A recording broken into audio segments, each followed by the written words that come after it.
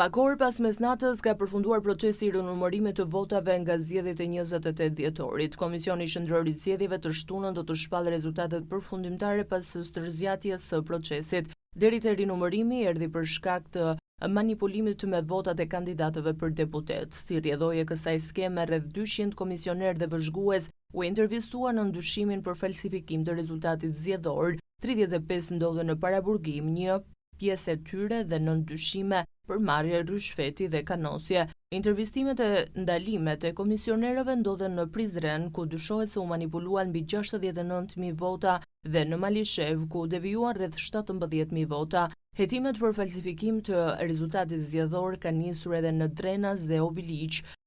Sipas të dhënave të Komisionit Qendror të Zgjedhjeve, kandidati me më shumë vota të manipuluara, rreth 7.000, është Feta Pacharizi i Partisë Demokratike të Kosovës, pasuar nga bashkëpartiaku Nait Hasani me mbi 3.000 vota të devijuara.